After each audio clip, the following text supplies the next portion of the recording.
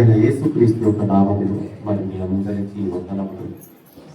నన్ను ఆహ్వానించిన దైవజనుడు జోసెఫ్ అయ్య గారికి మీ అందరికీ నా హృదయపూర్వకమైన వందనాలు. సమస్త ఘనత మహిమ దేవునికి కలుగునుగాక. హల్లెలూయా.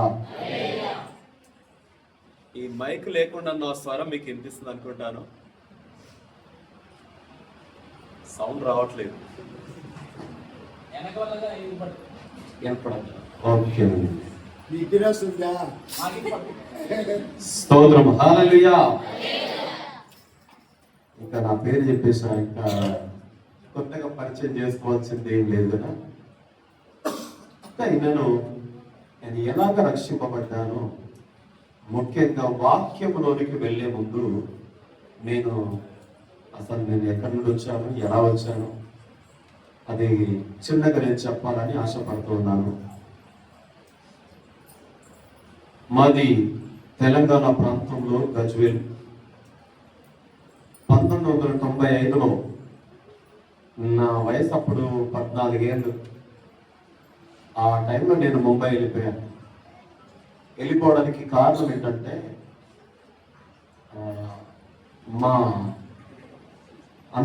మా పెద్దన్న నక్సలైట్గా మారేటప్పుడు, అంటే మా భూముల గొడవలు కొన్ని ఉండేవి. అందుచేత ఆయన నక్సలైట్గా మారిన కొన్ని 6 నెలల తర్వాత ఎన్కౌంటర్లో మరణించాడు. రెండో అన్న మరి మా తండ్రి గారిని మా రెండో అన్నను నక్సలైట్ వాళ్ళు వచ్చి కలుస్తూ ఉండేది. మీ భూమి మీకు ఇప్పిస్తాము, మీ ప్రాబ్లంను మేము క్లియర్ చేస్తామని వాళ్ళు చెప్తూ ఉండేది. అలాగా మా చిన్న కూడా నక్సలైట్ అని ఇంకా వ్యతిరేకం ఉన్న వాళ్ళు అలాగా ప్రచారం చేయడాన్ని బట్టి మరి పోలీస్ వారు గాలింపు చర్యలు మొదలు పెట్టేశారు. మా చిన్న కూడా మరి అలా ఉన్నప్పుడు తిరుగుతూ ఉన్నాడు. ఇంకా అందులోనే ఆయన పూర్తిగా వాళ్ళ మధ్యలో పనిచేస్తా ఉన్నాడు. మా భూములు మాకు వచ్చేసాయి. అటు తర్వాత అప్పటికి మా అన్న పైన ఎక్కడైనా షూట్ ఆర్డర్ వచ్చేసింది. డైరెక్ట్ చూస్తే ఎక్కడైనా కాల్ చేసిన ఆర్డర్ కూడా పేపర్కి వేశారు. ఆ రోజు వార్తా పేపర్ అనుకుంటాను. నాకు అప్పుడు నేను 8వ క్లాస్లో ఉన్నాను. అప్పుడు నేను స్కూల్ మానవలసి వచ్చేసింది. మేము గొర్రెల కాపర్లం. అయితే మాకు గొర్రెలు ఉండేటివి. అయితే ఆ గొర్రెల వద్దకు నన్ను పంపించారు. అప్పుడు 1 సంవత్సరం వరకు అలా ఉన్నాను. అటు తర్వాత ఒక రోజున మా అన్న వ్యవసాయం పనులకి వెళ్ళిపోయారు. అదే రోజున మరి పోలీసు వారు వచ్చారు. వారు అన్నారు, మీ అన్న ఎక్కడున్నారు అన్నారు. నాకు తెలీదు, మరి ఎక్కడైతే మరి వ్యవసాయానికి వెళ్ళారు 2 చోట్ల, మరి ఎక్కడ వెళ్ళారో నాకు తెలియదు అన్నాను. అంటే ఒక చోటికి వారే ఇంటికి కొంతమంది తీసుకొని వెళ్ళారు అనమాట. వారు తీసుకొని వెళ్ళినప్పుడు ఆ రోజు అందరి ఎట్ల పనులు ఉంటాయి కదా ఊర్లో, ఆ పనులు అసలు 10 మంది వరకు కూర్చున్నారు. అయితే అన్ని పనులలో పేర్లు అడుగుతూ ఉన్నారు. కానీ మా అన్న పేరు కాదు, మా అన్నను మాత్రం అడగలే పేరు. నేను ఏదో ఒక పేరు చెప్పేవాడిని. అబద్ధాలు చెప్పడంలో ఆ టైంలో నేను నెంబర్ 1. నేనేం చెప్పిన అబద్ధం అంటే అది సత్యంగా ఖచ్చితంగా నమ్మేవాడిని. అలా చెప్పేవాడిని. ఆ సమయంలో మా అన్న పేరు అడగలేదు వాళ్ళు. ఎందుకంటే మా అన్నప్పుడు ఏదో గుండె చేయించుకొని వచ్చాడు. విగ్రహాల దగ్గరికి వెళ్ళి ఎక్కడికో అది గుండె చేయించుకున్నాడు. నక్సలైట్ గుండె చేయించుకుంటారని వాళ్ళకి అదొక అపోహ వచ్చేసింది. అందులో అడగలేదు. అందులో నుంచి వెళ్ళి ఒక సిస్టర్ లేచి నిలబడింది భయపడి. అంటే కాల్ చేస్తారేమో అందరినని. అమ్మ నిన్ను కాదు నువ్వు కూర్చో అంటే ఆమె కూర్చున్నది. కొంచెం దూరం పోగానే వాళ్ళు అడుగుతున్నారు పోలీసు వారికి, ఆమె ఎందుకు లేచింది అని. సార్ మిమ్మల్ని చూసి భయపడింది సార్, అందుకోసం మీరు లేచిందన్న. అంతలోనే మా అన్న ఇంకా బండి నుండి వెళ్ళిపోయారు, పారిపోయారు అక్కడికి. ఆ బండి అలాగే అందులో ఎవరు కూడా లేరు, అందరూ దిగి వెళ్ళిపోయారు. ఇంకా ఆ బండి తానే ఇంటికి వెళ్ళిపోయింది. అలాంటి మూమెంట్లో సెకండ్ రోజు నేను ఉంటే నన్ను పట్టుకెళ్తారు మళ్ళీ. నేను అలాగా ముంబై వెళ్ళిపోయాను. ఇంకా ఒక్క ముక్క హిందీ రాదు. అసలు హైదరాబాద్ కూడా అప్పటి వరకు నేను చూడలేదు. నేను హైదరాబాద్ కూడా కానీ డైరెక్ట్ ముంబై వెళ్ళిపోయాను. ముంబైలో నేను ఎక్కడున్నానో ఎవరికీ తెలియదు. నేను సంవత్సరంన్నర వరకు దగ్గర దగ్గర ఉన్నాను. అంతలోనే ఈ నక్సలైట్ వారు మా తండ్రి గారు ఆ మధ్యలో నిద్రించారు. మా తండ్రి గారు అప్పుడు ప్రభు దగ్గరికి వచ్చారు. ఆ మధ్యలో మా బంధువు ఒక ఆయన మా తండ్రి గారికి స్వార్థ చెప్తూ ఉండేవారు. నేను ముంబైలో ఉన్నప్పుడు మా తండ్రి గారు బాప్తిస్మా తీసుకున్నారని నాకు తర్వాత తెలిసింది. నేను రక్షణలోనికి వచ్చిన తర్వాత తెలిసింది. అయితే నా గురించి వాళ్ళ చర్చలో కూడా ప్రార్థన చేయమని చెప్పారంట. పాస్టర్ గారికి కోరారంట. సంఘస్థులందరూ కూడా ఆ రోజున చాలాసార్లు ప్రార్థన చేసినట్టుగా పాస్టర్ గారు చెప్పారు. అయితే మా తండ్రి గారు మరణించారు. అయితే మా ఇంటిలో మా మమ్మీ కూడా లేనప్పటికీ ఇంకా ఇంటిలో ఎవరు లేరు. ఆ మొమెంట్ చేత నక్సలైట్ వారు మా అన్నని ఏమన్నారంటే దొంగిపోమని చెప్పారు. అయితే మా ఊరి వాళ్ళు కూడా మా బంధువులు కూడా నక్సలైట్ కూడా అందరూ లొంగిపోవడానికి అందరికీ ఇష్టం అయిపోయింది. ఎందుకంటే మీ తమ్ముడు ఎక్కడున్నాడో తెలియదు, మీ భూమి మీకు వచ్చింది కనుక నువ్వు లొంగిపోతే బాగుంటుందని రాజకీయ నాయకులను పట్టుకొని మా అన్న లొంగిపోయారు. లొంగిపోయిన నెల రోజులకు నేను ముంబై నుండి వచ్చాను. అప్పుడు నేను అనుకున్నది దేవుని యొక్క ప్రణాళిక అన్న. నాకు తర్వాత అర్థమైంది, ముందు అర్థం కాలేదు. అయితే ఆయన లొంగిపోయాడు, చాలా సంతోషం అయిపోయింది. ఇంకా తర్వాత మా అన్న వివాహం అయిపోయింది. వివాహం అయిన తర్వాత నాకు మా అన్నకు కొంచెం సమాధానం లేదు. గొడవెట్టి నేను మళ్ళా ముంబైకి వెళ్ళిపోయాను. ఇంకా ముంబైకి వెళ్ళిపోయిన తర్వాత అప్పుడు నాకు యేసు ప్రభుల వారి మీద కోపం పెరగడం మొదలు పెట్టేసింది. ఒక ఆయన నాకు అలాగా చెప్తున్నాడు, నిజమే కదా, ఆయన చెప్పేది కూడా తప్పేముంది అని అనుకుంటూ ఉన్నాను. ఏంటంటే ఈ అమెరికా వాళ్ళు మా దేశానికి డబ్బు ఇచ్చేసి మీరు ఏం చేస్తా ఉన్నారు, మా అందరినీ కూడా మా దేశస్తులను క్రిస్టియన్ గా మార్చేస్తా ఉన్నారు. ఇది వాళ్ళకు అంటే వాళ్ళు యుద్ధం జరిగినప్పుడు వాళ్ళ పక్షం ఉండడం కొరకు మా వాళ్ళకు అంటే మా దేశంలో ఉన్న పాదాలకు డబ్బులు ఇచ్చేసి వాళ్ళు క్రిస్టియన్ గా మార్చేస్తున్నారని అది నాకు నిజమే అనిపించింది. ఎందుకంటే 200 సంవత్సరాలు దాదాపుగా మరి బ్రిటిష్ వారు పరిపాలన చేశారు కదా. నాకు కూడా చెప్తున్నప్పుడు అది నేను కూడా అలాగే చెప్పడం మొదలు పెట్టేశాను. నేనున్నది ఎక్కడంటే ఆ సమయంలో ఒక రక్షింపబడ్డటువంటి కుటుంబంలో ఉన్నాను. ఆ వ్యక్తి ముందు ఎవరు అంటే మాంత్రికుడు. ఆ ఇంటిలో నేనున్నాను. ఆయన రక్షింపబడి 2 నెలలు అయిపోయింది. వాళ్ళ ఇంట్లో ఉన్నప్పుడు ఆయన ఎల్లప్పుడూ నాకు చెప్తూ ఉండేవారు, యేసు ప్రభుల వారిని నమ్ముకోమని చెప్తుండేవారు అన్నమాట. ఇంకో బ్రదర్ కూడా మా ఊరంతను కూడా చెప్తూ ఉండేవారు. చెప్తూ ఉంటే నేను అప్పుడు యేసు ప్రభుల వారిని నమ్మడానికి ఎందుకు వస్తానమ్మా అని అడిగాను. అంటే పాపం క్షమిస్తాడు. నేను పాపమే చేయలేదు, పాపం ఎలా క్షమిస్తాడు అని నేను అంటే, నీకు అంటే పాపం క్షమిస్తాడు, పరలోకం ఇస్తాడు, నరకం నుంచి అని తప్పిస్తాడని అని చెప్పాడు. అంటే నువ్వు చూసొచ్చావా నరకం అని అడిగాను. నువ్వు చూసిన అడిగి చెప్తున్నావు ఏంటి అని నా ప్రశ్నలకు వారి దగ్గర జవాబు లేదు. అందువల్ల సైలెన్స్ ఉండేవారు నా ముందు, మరలా చెప్పేవారు కాదు. ఒకానొక దినమున నాకు టైం పాస్ కావట్లేదు. అతను మాత్రం రోజు ఉదయం 5 గంటలకు లేచి, ఆయనకు చదువు రాదు, 5 గంటలకు లేచి నిలబడి అంటే మోకాళ్ళ మీద ఉండి 2 చేతుల పైకెత్తి దేవునికి స్తోత్రాచరణంగా చెల్లిస్తూ ఉండేవాడు అతను. అది నేను చాలా చూస్తూ ఉండేవాడు. చివరికి ప్రార్థించేవాడు.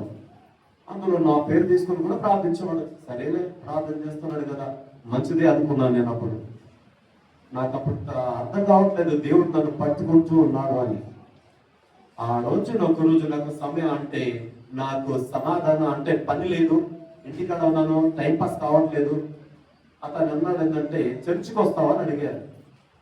సరేలే, వీళ్ళు ఎలా ప్రార్థన చేస్తారో చూస్తాను, ఎప్పుడు చర్చికి వెళ్ళలేదు కదా, వీళ్ళు ఎలా ప్రార్థన చేస్తారో చూద్దామని పోయాను. వెళ్ళిన దినమున దైవజనుడు మంచి వాక్యాన్ని తెలియజేస్తున్నారు. అందరూ కూడా అది నేను వెళ్ళిన దినము పాస్టర్ల మీటింగ్ ఉన్నది. అదే రోజున మంచి ఎంకరేజ్ చేస్తున్నాడు పాస్టర్ గారు. అన్నము నీళ్ళలో వేస్తే చాలా దినముల వరకు ఉంటుంది, అది త్వరగా ఖరాబ్ కాదని చెప్పాడు ఆయన. అలాగా దేవుని యొక్క వాక్యము అన్నము లాంటిది, దేవుని యొక్క వాక్యము అగ్ని లాంటిది. అది ఒకసారి మంట రగిలిందంటే అది మండుతూనే ఉంటది. ఎప్పుడు నువ్వు ఎవరికైతే సువార్త చెప్తావో ఆ రోజు కాకుండా ఏదో ఒక రోజున వారు ప్రభుని నమ్ముతారు, అది పనిచేస్తుంది. అయితే నీకు ఎంత తెలుసో అంతే నువ్వు చెప్పాలి. నీకు నీకు తెలిసింది నువ్వు చెప్పాలి. దాని అంటే చెప్పకుండా ఊరుకోకూడదు అని చెప్తూ ఉన్నాను ఆయన. అది చెప్తూ ఆయన అన్నారు ఏంటంటే, ఒక ఉదాహరణ చెప్పారు. ఒక బావిలో ఉన్న నీళ్లు నువ్వు రోజు ఆ నీళ్లు తోడుతూ ఉంటే నీళ్లు చక్కగా ఉంటాయి. అందులో ఏది కూడా తాగడానికి పనికి వస్తాయి ఆ నీళ్లు. ఒకవేళ నీళ్లు తోడలేదనుకోండి, ఆ నీటిలో చెత్త చెదారం అంతా ఉండిపోతుంది. ఆ నీళ్లు దేనికి నీ పనికి రావు. పనికి వస్తాయా? పొలానికి తప్ప తేవడానికి పనికి వస్తాయా? లేదు కదా. ఆ పాస్టర్ గారు చెప్తున్నప్పుడు నిజమే కదా. అవంతా కూడా చక్కగా వింటూ ఉన్నాను. చివరికి వాక్యం అయిపోయింది. ఆ పాస్టర్ గారు నా దగ్గర అంటే ఒకరు చేతులు పట్టుకొని ఒకరు పాస్టర్ గారి గురించి ప్రేయర్ చేస్తూ ఉన్నారు. నాకు ప్రార్థన రాదు కదా. ఆ పాస్టర్ గారు నా చేతులు చేయబెట్టేసి ప్రార్థన చేస్తూ ఉన్నారు.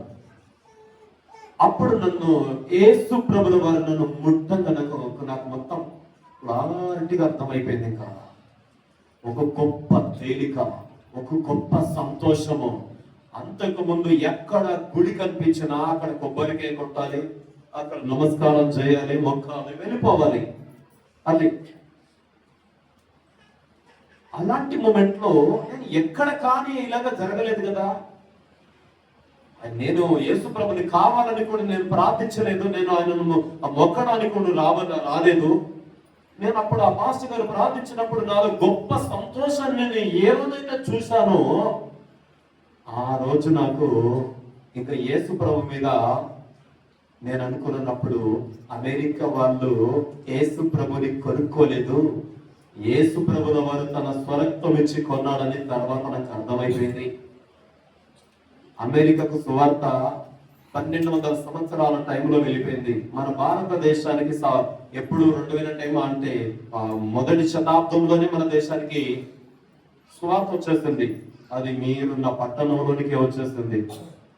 మీరు చాలా ధన్యులు. కానీ మన భారతదేశం ఇంకా మారలేదు. బారాలి. మన భారతదేశము ముందుగా మన భారతదేశానికి సువార్త వచ్చినప్పటికీ మన భారతదేశం మారలేదు. అమెరికాకు 12వ శతాబ్దంలో మరి అక్కడ వెళ్ళినప్పుడు 12వ శతాబ్దంలోనే అమెరికా 70% 70% యేసు ప్రభుని నమ్మిన వారు అక్కడ ఉన్నారు. అంటే మన దేశంలో ఎంత నిర్లక్ష్యం ఉన్నదంటే చాలా నిర్లక్ష్యం ఉన్నది. ఇది చాలా బాధాకరమైన విషయం. నాకు చాలా అప్పుడు పూర్తిగా అర్థమైపోయింది. ఇంకా యేసు ప్రభుల వారైతే అమెరికా దేవుడైతే నన్ను ఎందుకు ముట్టుకుంటాడు, నన్ను ఎందుకు అలాగా నేను స్పర్శ చేశాడు, నాకెందుకు ఆ సంతోషం ఇచ్చాడు. ఆ రోజు నుంచే నేను నా సొంత రక్షకునిగా అంగీకరించాను. ఇంకా నేను టైం పాస్ చేయలేదు. సెకండ్ రోజున దేవుని యొక్క సేవ చేయాలని తీర్మానం చేసుకున్నాను. సేవ అంటే కూడా తెలియదు నాకు. సేవ అంటే ఏంటో కూడా తెలియదు. కానీ నేను ఒకటే తెలుసుకున్నాను ఏంటంటే, నాలాంటి తప్పిపోయిన వారి గురించి నేను నీ వాక్యం చెప్తానయ్యా అని సెకండ్ రోజుని తీర్మానం చేసుకున్నాను. వెంటనే మా మా ఊరి వాళ్ళు ఒక ప్రాంతంలో ఉంటారు ముంబైలో. నా ఫ్రెండ్, నా క్లాస్మేట్ దగ్గరికి వెళ్ళాను. యేసు ప్రభు నమ్ముకోమని చెప్తా ఉన్నాను. అప్పుడు ఇలా ఫోటోలు ఉంటాయి కదా, విగ్రహాల ఫోటోలు. ఆ ఫోటోలు అన్నట్టు ఉన్నాను, ఇవన్నీ కూడా దయ్యాలు, యేసు ప్రభు నిజమైన దేవుడు అన్నట్టు ఉన్నాను. మా ఊరి ప్రక్కన ఉన్న వారు ఏమన్నారో తెలుసా? ఒరేయ్, మా ఊరి పక్కోడి కనుక నువ్వు బ్రతికిపోయావు, లేకుండా ఈ రోజు నువ్వు అయిపోయేవాడి రా అన్నారు. చెప్పడానికి ఏదైనా పద్ధతి ఉంటుంది కదా. వాళ్ళు బెదిరించారు కూడా. నువ్వు ఇప్పటివరకు మొక్కావు కదా, ఇప్పుడు ఎలా దయ్యం అయిపోయింది అని అడిగారు నన్ను. అవును, నిజమే కదా, వాళ్ళు చెప్పింది కూడా. చెప్పడానికి కూడా ఒక పద్ధతి ఉంటుంది కదా అని ఆ రోజు అడిగాను. అప్పుడు మొదలుకొని ఎలాగా సువార్త చెప్పాలో దేవిని అడిగాను. ఇప్పటి వరకు దేవుని సువార్త చేసుకుంటూ వస్తున్నాను. హల్లెలూయా, హల్లెలూయా. అందువలన నేను ఏ రోజైతే అప్పుడు నెల అయిపోయింది, నేను ఒక అంటే అదే ఇంటికి వెళ్ళినప్పుడు ఒకరికి ఇంకొక ఇంటికి తీసుకొని వెళ్ళారు. అతనికి రోడ్డు పైన బైబిల్ దొరికిందని. అందరికి ఫస్ట్ టైం వాళ్ళ ఇంటికి వెళ్ళారు, స్వార్థ చెప్పడం అది ఆరంభం అయిపోయింది. అదే సెకండ్ రోజే ఆరంభం అయిపోయిన తర్వాత ఆ వ్యక్తికి నేను సువార్త, ఆయన సంతోషించేలా నన్ను ఇంట్లోకి పిలుచుకున్నాను. వెళ్ళాను. యేసుప్రభు ఇక్కడ ప్రార్థన నడుస్తుంది, అక్కడికి రండి, నా యేసుప్రభు గొప్ప దేవుడు. ఈ 2 మాటలు తెలుసు నాకు, అంతే ఏం తెలియదు. గొప్ప దేవుడు నాకు అర్థమైపోయింది. అప్పుడు ఆయన చెప్తూ ఉన్నాను, అయితే నాకేం ప్రార్థన రాకున్నా కానీ నేను మోకాళ్ళ మీద నుండి 2 చేతుల పైకి ఎత్తి ప్రభా ఈ కుటుంబాన్ని కూడా రక్షణలోనికి నడిపించాను. చిన్న ప్రార్థన చేశాను అంతే. ప్రభు వీళ్ళు కూడా కాపాడండి అయ్యా అని అన్నాను. ఆయన భార్య పిల్లలు నిలబడి చూస్తూ ఉన్నారు, అది నవ్వుతూ ఉన్నారు. నవ్వినప్పుడు నాకు ఏదో కొంచెం బాధ కనిపిస్తా ఉన్నది, కానీ నేను వారి వైపు చూడట్లేదు. మోకాళ్ళ మీద నుండి కన్నులు మూసుకొని అలాగే ప్రార్థిస్తా ఉన్నాను. అయితే ఒకరోజు ఆ కుటుంబం పూర్తిగా రక్షింపబడింది. ఇలాగా ఆరంభమైపోయింది. నేను యేసుప్రభు నమ్మిన నెల రోజుల తర్వాత జరిగిన నెల రోజులు భయంకరమైన పరిస్థితులు నేను ఎదుర్కొంటూ ఉన్నాను. ఖచ్చితంగా ప్రార్థన చేస్తా ఉన్నాను. ప్రార్థన చేస్తుంటే నిద్ర వచ్చేది. మిరపకాయలు చుంచి ఇప్పుడు ఏం చేసేవాడిని తెలుసా, ఇక్కడ పెట్టుకునేవాడిని. ఆ మంటకు నిద్ర వారిపోయేది. అలాగా ప్రార్థించేవాడిని. బైబిల్ చదివితే నిద్ర వచ్చేది. ఒక అధ్యాయం నాకు చదవడానికి ఆరంభంలో 1 గంట పట్టింది. అలాగా చదువుతున్నప్పుడు రోజు 1 అధ్యాయము, సెకండ్ రోజు 2 అధ్యాయాలు, 3వ రోజు 3 అధ్యాయాలు, 4వ రోజు 4 అధ్యాయాలు, ఇంకా పెంచుకుంటూ వెళ్ళిపోతా ఉన్నాను నేను. ఒకే రోజు అదే ఆరంభంలోనే త్వరగా నేను బైబిల్ని ఎలాగా ఆకలితో ఉన్న వ్యక్తి ఎలాగ తింటాడో అన్నమో అలాగ బైబిల్ని తినేస్తూ ఉన్నాను పూర్తిగా. 50 అధ్యాయాలు, కీర్తనలు ఒకేసారి కంప్లీట్, ఇంకా క్లోజ్ చేయాలి బైబిల్ని. అలాగా ఆఖరితో చదువుతున్నాను. అయితే నేను 10 సార్లు ఒక మాంత్రిక దగ్గరికి వెళ్ళాను. అంటే చంచలమైన మనసు, ఎప్పుడు ఏం చేస్తానో తెలియదు, ఎప్పుడు ఎక్కడికి వెళ్తానో తెలియదు. చంచలమైన మనసు ఉండేది. ఇలా ఎందుకైతుందని ఒక మాంత్రిక దగ్గరికి ముందు ఒకసారి వెళ్ళాను అనమాట. అతను అన్నాడు ఏంటంటే, నీ మీద బాలాజీ ఉన్నాడు, అంటే నీ మీద వెంకటేశ్వర్లు ఉన్నారు, కనుక నీవు ఎప్పుడు బొట్టు పెట్టుకోవాలి అన్నారు. సరే బొట్టు పెట్టుకోవడం ఆరంభించాను. బొట్టు పెట్టుకోవడం 2వ సారి వెళ్ళాను. ఆయన ఏదో తావిచ్చి ఇచ్చాడు, ఇంకా తావి అది కట్టుకున్నాను తావి. ఇంకా 3వ సారి వెళ్ళాను. ఇలా కూడా కావట్లేదంటే ఓ ఉంగరం ఇచ్చాడు, అదేదో నవగ్రహాల ఉగ్రం అని, అది పెట్టుకున్నాను. ఆ చంచల మనసు మాత్రం పోలేదు. మరి ఎప్పుడైందంటే నేను బైబిల్ చదువుతుంటే ప్రార్థన చేస్తుంటే మనం ఆత్మచేత నింపబడ్డప్పుడు ఎలా బతుకుతాం అలాగే బతుకుతూ ఉన్నాను. ఎవరైనా చూస్తే అది ఆగిపోయేది. నాకు అప్పుడు డౌట్ వచ్చేది. అప్పుడు అనుకుంటూ ఉన్నాను, పరిశుద్ధాత్మ దేవుడా, మరి పరిశుద్ధాత్మ గురించి వింటూ ఉన్నాను, మరి పరిశుద్ధాత్మ దేవుడా ఎవరు నాకు అర్థం కావట్లేదు. నెల రోజుల తర్వాత పూర్తిగా మరలా నాలో చంచలమైన మనసు వచ్చేసింది. ఆ రోజు బైబిల్ చదవడానికి ఇష్టం అనిపించట్లేదు, ప్రార్థించడానికి ఇష్టం అనిపించట్లేదు. ఇంకా బోరివెల్ నుండి ముంబై ఆ గేట్ వే ఆఫ్ ఇండియాకి వెళ్ళిపోయాను. అలా తిరిగి వచ్చేసాను సాయంకాలం కల్లా. ఇంకా మా తెలంగాణలో పాశము అంటారు, పాయసం. ఆంధ్ర భాషలో పాయసం. ఇది మన పాయసం చేద్దామని కిలో పిండి తెచ్చాం.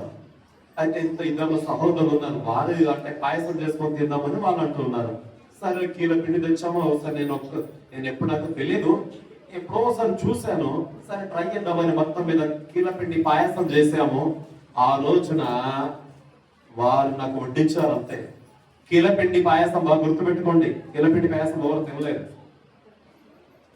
నాకు వడ్డించారు, అది మొత్తం లాగేశారు.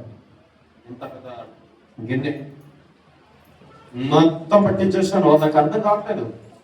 వారు భయపడి వారు వేసుకున్నది కూడా సైడ్ పెట్టేశారు.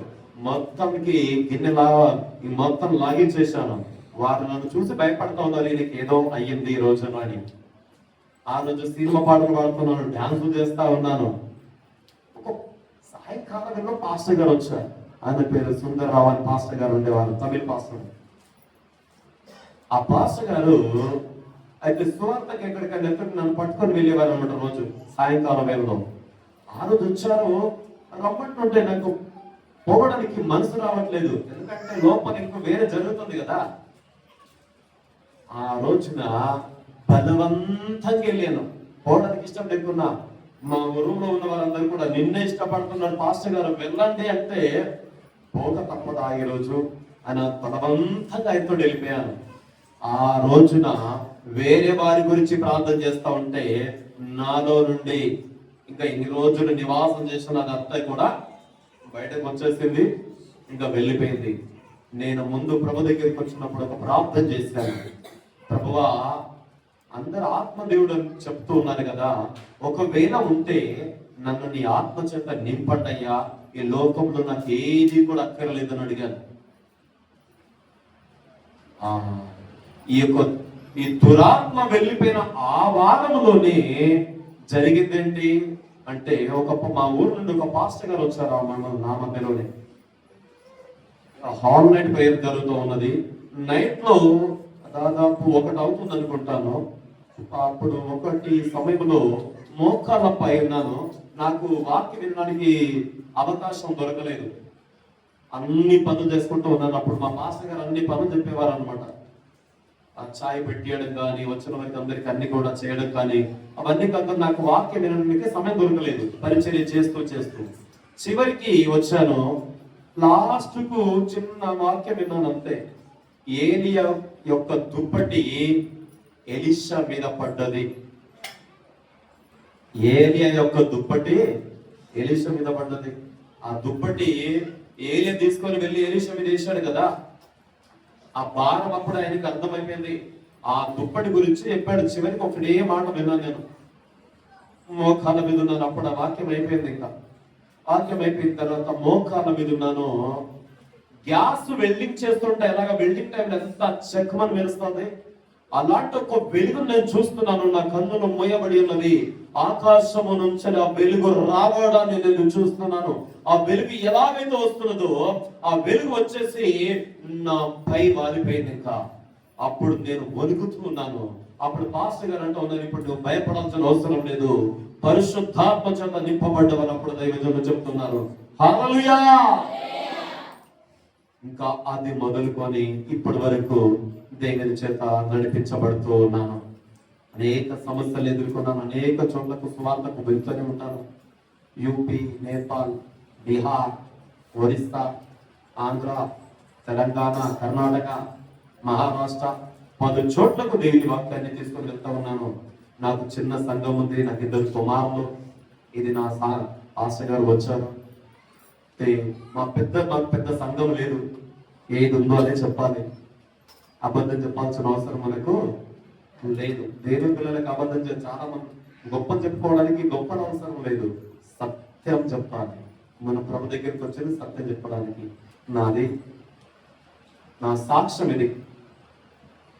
మీరు ఇంతమందికి మరి బైబిల్ తీసుకున్న తర్వాత మరి బైబిల్ చదువుతారో తెలియదు, కానీ నేను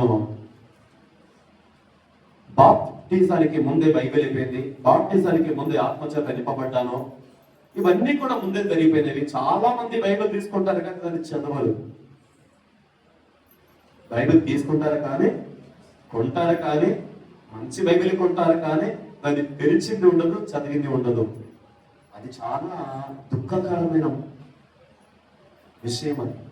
అది మీరు అలా ఉండరు అని నేను నమ్ముతున్నాను. ఎందుకంటే చెన్నై పట్టణస్థులు చాలా తేలికైన వారు, హుషారు వారు అని నేను నమ్ముతున్నాను. హల్లెలూయా. మరి మీ దైవజనులు మా మధ్యలోకి వచ్చినప్పుడు ఏ పెద్ద పరిచర్య నేను చేయలేదు. మా నుంచి అక్కడ మీకు ఏమైనా బాధ ఉంటే కూడా మమ్మల్ని క్షమించాలి. ఎందుకంటే మీ మాస్టర్ గారు చెప్పింది, ఆయన నన్ను హెచ్చరించి చెప్పాడు, కానీ నేను అంత పెద్ద పరిచర్య చేయలేదు. ఎందుకంటే నాకు తెలుసు కదా ఎంత పెద్ద పరిచర్య ఎలా చేశానని. చిన్నగా చేశాను నేను, అంతే. మాకు కలిగితే చిన్నగా అంతలోనే చేశాను, అంత పెద్ద పరిచర్య చేయలేకపోయాను. హల్లెలూయా. అయితే దీనిలో మనం దేవుని యొక్క వాక్యంలోనికి వెళ్ళిపోదాము. హల్లెలూయా. నేను క్లుప్తంగా కొన్ని మాటలు మీకు చెప్పాలి అనుకుంటున్నాను. మార్కు సువార్త 13వ అధ్యాయము 3వ అధ్యాయం 13 కాదండి ప్రియులారా, సారీ 3వ అధ్యాయము 13వ వచనం. 3:13. ఆయన కొండ ఎక్కి చదవండి. తనకి ఇష్టమైన వారిని పిలువగా ఆ, వారు ఆయన ఎందుకు వచ్చిరి. ఉమ్, వారి తమతో కూడా ఉండునట్లును దయ్యములను వెళ్ళగొట్టు అధికారం గలవారై సువార్త ప్రకటించుటకును వారిని పంపవలనని ఆయన 12 మందిని నియమించెను. వారు ఎవరనగా ఆయన పేతురును, పేరు పెట్టబడిన సీమోను, జెబెదయి కుమారుడగు యాకోబు, అతని సహోదరుడగు యోహాను ఇద్దరికిని ఆయన పోయి నిర్దేశుని పేరు పెట్టెను. పోయి నిర్దేశు అనగా ఉరిమెడు వారని అర్థం. ఇంకా చదవండి, పూర్తి చదవండి. 19 వరకు పూర్తి చేయండి. ఆండ్రయ, ఫిలిప్పు, బర్తలోయు, మత్తయ్య, తోమా, అల్ఫయ కుమారుడు యాకోబు, తద్దయి కనానీయుడు సీమోను, ఆయన్ను అప్పగించిన ఇస్కరియోతు యూదా అనువారు. చిన్న ప్రార్థన చేసుకుందాం. పరిశుద్ధుడైన దేవానికి స్తోత్రములయ్యా. ఈ వేళలో ప్రభువా, మరి నీ యొక్క వాక్యం ద్వారా నాతోనూ కూడి ఉన్నటువంటి నీ బిడ్డలైన వారితోనూ మీరు మాట్లాడమని ప్రార్థన చేస్తున్నాను. అవును మా ప్రభ, నీవు మాట్లాడితే మా బ్రతుకులు మారుతాయ్యా. నీవు మాట్లాడమని ప్రార్థిస్తా ఉన్నాను మా ప్రభువా. నీవు మాట్లాడే దేవుడు అయ్యా. నీవు వాక్యమై ఉన్న దేవుడవు. నీ వాక్యం ద్వారా సంధించమని ప్రార్థన చేస్తున్నాను మా ప్రభువా. యేసు నామములో అడుగుతున్నాము తండ్రి, ఆమేన్. హల్లెలూయా. యేసు ప్రభువుల వారు తన శిష్యులను పిలుస్తున్నారు. కొండపైన కూర్చున్నారు. అక్కడ అనేక మంది ఉన్నారు. అందులో 12 మందిని ఏర్పాటు చేసుకున్నాడు యేసు ప్రభువుల వారు ఆ సమయంలో. హల్లెలూయా. ఈ 12 మంది పేర్లు ఇప్పటి వరకు మీరు చదివారు. మరి 12 మందిని ఏర్పాటు చేసుకున్నాడు. అయితే ఇక్కడ నేను కొన్ని విషయాలు మీకు చెప్పాలి అని అనుకుంటూ ఉన్నాను. ఏంటంటే యేసు ప్రభువుల వారు తనకిష్టమైన వారిని పిలిచాడు. ఎవరిని పిలిచాడు చెప్పండి? మరి నీవు ఇష్టమైన వ్యక్తివా కాదా? ఏదైనా వివాహమునకు అందరిని పిలుస్తారు. అందరంటే అందరిని పిలవలేరండి. వారికి ఎవరైతే దగ్గరగా ఉంటారో ఆ వివాహానికి అందరినీ పిలుస్తూ ఉంటారు. పిలిచిన అందరికి అన్ని పనులు చెప్తారా? చెప్పరు. అందులో ముఖ్యమైన వారికి మాత్రమే వడ్డించడం కానీ, ఏదైనా చూసుకోవడం కానీ, వారికి దగ్గరైన వారికి అనుకూలమైన వారిని అక్కడ కేటాయిస్తారు. అలాగా ఆ పనులు నిమగ్నం చేస్తారు. మరి ఆ అందరిని పిలిచాడు కదా, మరి అందరికీ పని అప్పగిస్తారా? లేదు. మరి నిన్ను కూడా దేవుడు పిలిచాడు కదా, నిన్ను పిలిచాడా లేదా? యేసు ప్రభువుల వారు నిన్ను పిలిచాడని నువ్వు నమ్ముతున్నావా? నమ్మేవారు చేతులెత్తండి. యేసు ప్రభువుల వారు నిన్ను పిలిచాడు అని నమ్మితే చేతులెత్తండి, లేకుంటే ఎత్తకండి. హల్లెలూయా. కొద్ది మందిని పిలిచాడు అన్నమాట, కొద్ది మందిని పిలవలేదు. స్తోత్రం. హల్లెలూయా.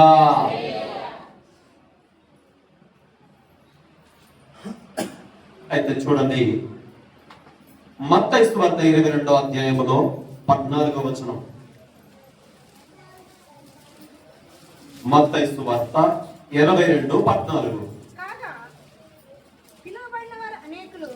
కాగా పిలువబడిన వారు అనేకులు, ఏర్పరచబడిన వారు కొందరే అని చెప్పాను. హల్లెలూయా. పిలువబడిన వారు అనేకులు, ఏర్పరచబడిన వారు. నేను చెప్పాను కదా, ఇప్పుడు పెళ్లికి పిలిచారు అందరికి పని ఇవ్వరు కదా. యేసు ప్రభువుల వారు మీ అందరిని కూడా పిలిచాడు. మరి అందరికీ పనిచ్చాడా? ఎవరికి పనిస్తారు, ఎప్పుడు ఇస్తారు అంటే, ఎవరైనా నమ్మకంగా పనిచేస్తా ఉంటే ఆ వ్యక్తికి పని అప్పగిస్తారు. కొంతమందికి ఏ పని చెప్పినా చేయరు వాళ్ళు. వారికి ఆ పని ఎప్పుడైనా ఇస్తారా? తన తల్లి అయినా తండ్రి అయినా తన పిల్లలకు ఎవరు చక్కగా పనిచేస్తారో వారికే పని అప్పగిస్తారు. కానీ నేను చేయను అని అబ్బాయి కానీ అమ్మాయి కానీ చెప్తారా? మీరు చెప్తారా? చెప్పండి. ఎవరైనా చక్కగా పని చేస్తేనే వారికి ఆ పని ఇస్తారు కదా. కొంతమందికి బాధపడతా ఉంటారు, పాస్టర్ గారు పలాని వారికి పని చెప్తాడు, నన్ను మాత్రం నాకు మాత్రం చెప్పడు. ఆ రోల్ అంటే 10 దొంగలు, అందుకోసం పాస్టర్ గారు చెప్పడు. మనకి పేరు మాత్రం కావాలి కానీ చేయడం ఇష్టం ఉండదు. మీరు అలాంటి వారు కాదనుకోండి, కానీ చక్కని వారు, మీరందరూ చక్కని పని చేస్తావారు. నిజమా కాదా? ఏంటండి మరి చెన్నైకి వచ్చి ఏంది మమ్మల్ని తిట్టేస్తా ఉన్నాడండి పాస్టర్ గారు. నేను చెప్తున్నానండి, లేదు చెప్పను. మీరైనా ఎవరైనా అది నిజమే కదా. మీరు చెప్పండి, మీ పిల్లలకి చెప్తారా? చెప్తారా? మీ పిల్లలకు కూడా ఎవరు కరెక్ట్ పని చేస్తారో వారికి చెప్తారు కానీ అందరు చెప్తారా?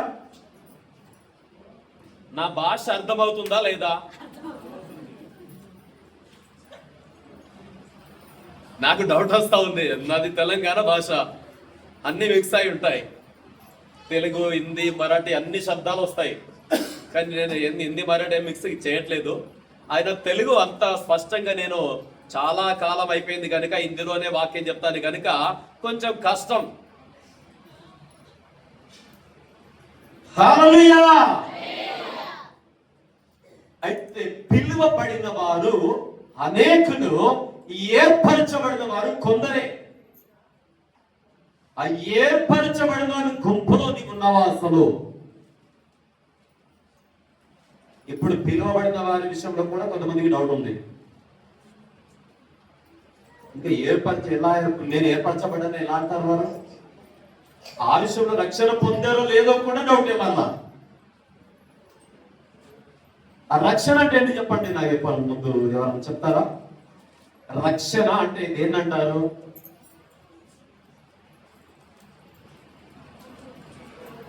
ఇది కూడా కష్టమైపోయింది.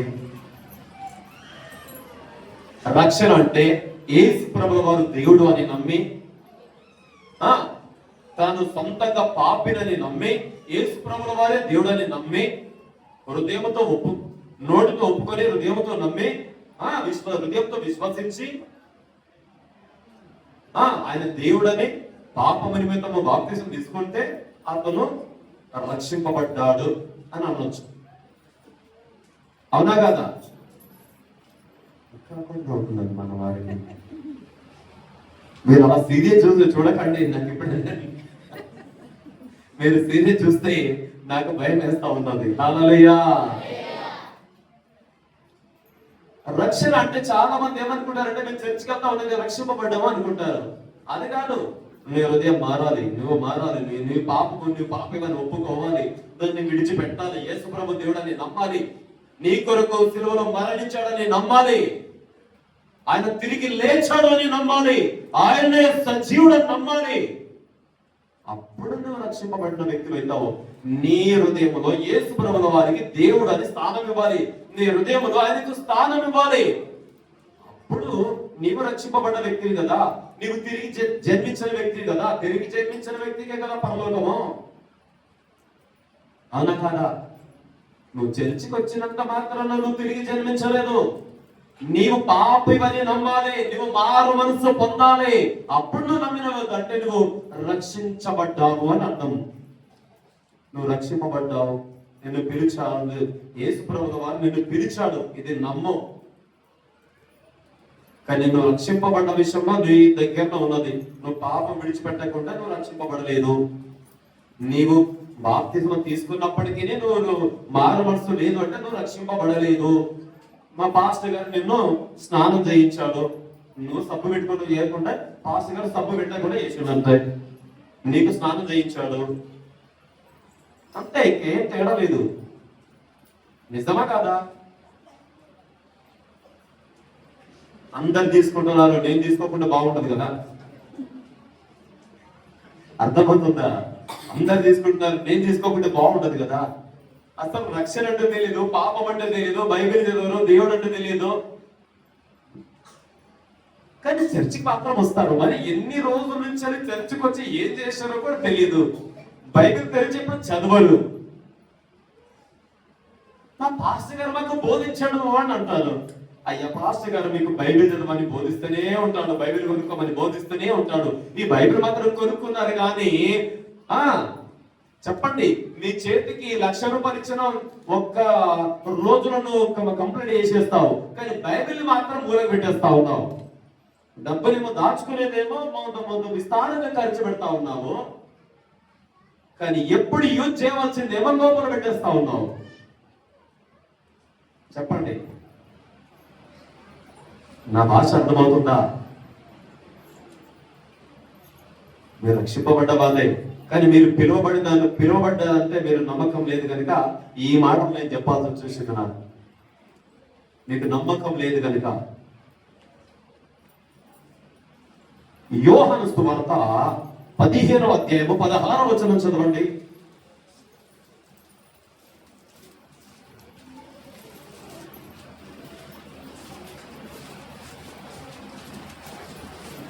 మీరు నన్ను ఏర్పరచుకోలేదు, మీరు నన్ను ఏర్పరచుకోలేదు, మీరు నా పేరట తండ్రిని ఏమి అడుగుదురో అది ఆయన మీకు అనుగ్రహించినట్లు మీరు వెళ్ళి ఫలించుటకును మీ ఫలము రుచించుటకును నేను మిమ్మల్ని ఏర్పరచుకొని నియమించితిని. నేను మిమ్మల్ని ఏర్పరచుకొని నియమించితిని. ఇప్పుడు నమ్ముతారా? యేసు ప్రభుల వారు నిన్ను ఏర్పరచుకున్నట్టు నమ్ముతారా? నమ్మిన వారు యేసయ్య కోసం గట్టిగా చెప్పండి, హల్లెలూయా. నిన్ను పిలిచాడు, అది సత్యం. నిన్ను ఏర్పరచుకున్నాడు, అది కూడా సత్యం. నిర్లక్ష్యం చేస్తుంది, అది కూడా సత్యం. ఎవరు కాదు, నువ్వే నిర్లక్ష్యం చేస్తున్నావు. అయితే నేను ఈ ఒక ముగ్గురిని మీ ఎదుట పెడతాను. ఆ ముగ్గురులో నీవెవరో ఒక్కసారి చూసుకోవచ్చు. లూకాసు వార్త 9వ అధ్యాయము 57వ వచనం నుండి నేను ఒక వ్యక్తి గురించి చదువుతూ ఉంటాను. వారు మార్గంలో వెలుచుండగా ఒకడు నీవెక్కడికి వెళ్ళినను నీ వెంట వచ్చేదని ఆయనతో చెప్పాను. అందుకు యేసు నక్కలకు బొరియను ఆకాశ పక్షులకు నివాసములను కనవు గాని మనుష్య కుమారునికి తల వాల్చుకున్నకైనను స్థలము లేదని అతనితో చెప్పాను. ఆయన మరి ఒకరితో నా వెంట రమ్మని చెప్పాను. అతడు నేను వెళ్ళి మొదట నా తండ్రిని పాతి పెట్టి వచ్చుటకు సెలవిమ్మని మనవి చేశాను. అందుకైన మృతులు తమ మృతులను పాతి పెట్టుకోననేమో నీవు వెళ్ళి దేవుని రాజ్యమును ప్రకటించమని వానితో చెప్పాను. మరి ఒకడు ప్రభువా నీ వెంట వచ్చేదను గాని నా ఇంటనున్న వారి యొక్క సెలవు తీసుకొని వచ్చుటకు మొదట నాకు సెలవిమ్మని అడగగా యేసు నాగడి మీద చేయి పెట్టి వెనుక తట్టు చూచు వాడెవడును దేవుని రాజ్యమునకు పాత్రుడు కాడని వారితో చెప్పెను. హల్లెలూయా. ఒక వ్యక్తి యేసు ప్రభుని వెంబడించాలని ఇష్టపడుతున్నాడు. ఎందుకో తెలుసా? యేసు ప్రభుల వారు శిష్యులు ఏ పని చేయకుండా తింటున్నారు రోజు. అది ఇతనికి బాగా నచ్చింది. పని చేయాల్సిన అవసరం లేదు కదా. యేసు ప్రభుల వారితో ఎక్కడికి వెళ్ళినా నాకు పేరు ప్రతిష్టలు వచ్చేస్తాయి, నిండికి కొదవలేను అని యేసు ప్రభు యాయా నువ్వు ఎక్కడికి వెళ్ళి ఎంబడొస్తానయ్యా. అర్థమైందా? కాలేదు. నేను యేసన్న గారు బొంబాయికి వచ్చినప్పుడు సాక్ష్యం చెప్పారు. అది నాకు చక్కగా నా మనసులో అది అలాగే ఉండిపోయింది. ఒక వ్యక్తి తల్లిదండ్రులు అతను ఎలాంటి వాడంటే బయట మడ్డలు అవి చేశాడు, కేసులైనవి. అందువల్ల తల్లిదండ్రులు ఈ పాస్టర్ గారి దగ్గర నన్ను వదిలేస్తే కొంచెం మారిపోతాడని యేసన్న గారి దగ్గర వదిలేసి వెళ్ళిపోయారు అనమాట. వదిలేసి వెళ్ళిపోతే పాస్టర్ గారితో అంటారంట, మనకు స్టైల్ అయితే పాస్టర్ గారు అన్ని పెద్ద మీ కుర్తివా అంటే మీ చొక్కా ఉంది కదా, మీ చొక్కా ఇవ్వండితేనే పొట్టివాడనే నేను పొడగుండే, మీ చొక్కా ఇవ్వండి అంటే నా చొక్కా నీకెందుకురా అంటే, లేదు పాస్టర్ గారు స్టైల్ ఎందుకు, మీ చొక్కా ఇస్తే నాకు ఆశీర్వాదం అభిషేకము, మీ చొక్కా ఇవ్వండి పాస్టర్ గారు. సరేనని చొక్కా ఇచ్చేసాడు. అందులో పూర్తిగా మునిగిపోయాడు అనమాట. పాస్టర్ గారు మనకు స్టైల్ ఎందుకంటే మనము మన చిన్నగా చేసుకోవాలని పెట్టుకోవాలి కదా. అరే నాకు గుండె చిన్న అయ్యారా, నేను ఇంకా చిన్న చేసుకోవాలని వేస్తాను కానీ అన్నారంట. ఆయన మొత్తం గుండె చేసుకున్నాడంట. మళ్ళీ 2-3 నెలలు అయిపోయింది.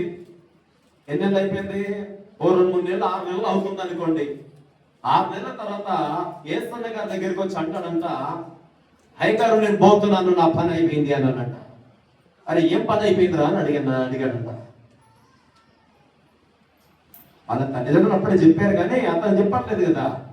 నాకు కేసు కొట్టేసారు అయ్యగారు, పోలీస్ స్టేషన్లో నా మీద కేసు ఉండే. అర్థమైందా? ఎందుకు వచ్చాడు? ఏసన్న గారిని ఎందుకు ఎబ్బడించాడు ఇప్పుడు చెప్పండి? ఇక్కడ ఉంటే గుంపులు కలిసిపోవచ్చు కదా, ఆ కుర్తా వేసుకుంటే పాస్టర్ గారులకు అయిపోయాడు కదా. ఇప్పుడు అర్థమైందా?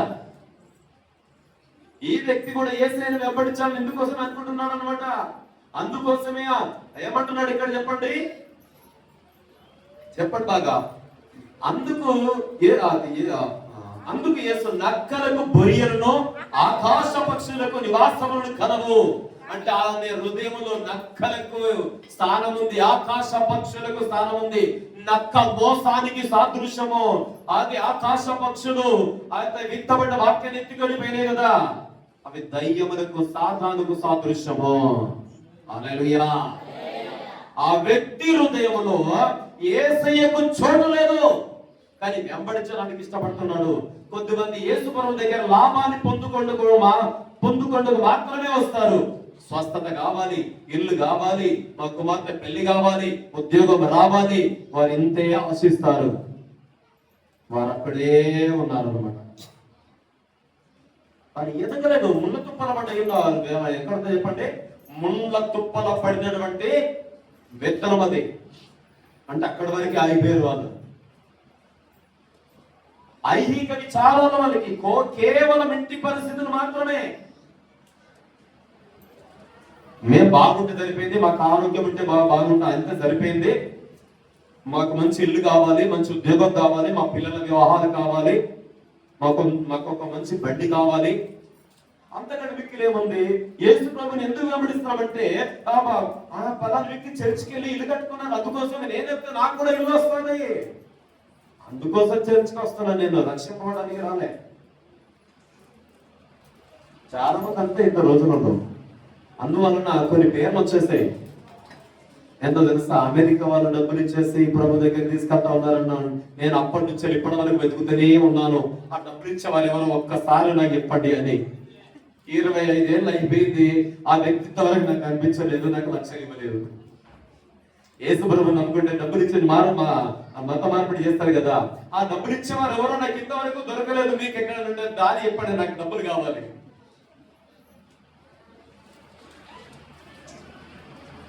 యేసు ప్రభు వారు డబ్బులు ఇవ్వడానికి పిలవలేదు. చెప్పండి ఎందుకు పిలిచాడు? పరలోక రాజ్యం నిమిత్తం పిలుస్తున్నాడు ఆయన. ఇది నశించిపోతుంది, ఇది శ్రపించబడినటువంటి ప్రాంతము. భూలోకం అంతా కూడా శ్రపించబడింది, ఆ దామవన బట్టి శ్రపించబడింది. నువ్వు శ్రపించబడిన దాని కొరకు నువ్వు ప్రయాసపడకూడదు, నిత్యమైన దాని కొరకు ప్రయాసపడమని యేసు ప్రభువు వారు అన్నారు. దాని కొరకు ప్రయాసపడమన్నారు కానీ భూలోకములో ఉన్న వస్తువుల గురించి, ఇళ్ల గురించి, బంధువులు బంగారం గురించి, వెండి గురించి, డబ్బు గురించి, పేరు ప్రఖ్యాతుల గురించి వెంబడించిన వాళ్ళు అవి ఈ లోకంలోనే ఉండిపోతారు. వారు కూడా ఈ లోకంలోనే ఉండిపోతారు. అంటే నీ హృదయంలో ఎవరున్నారో,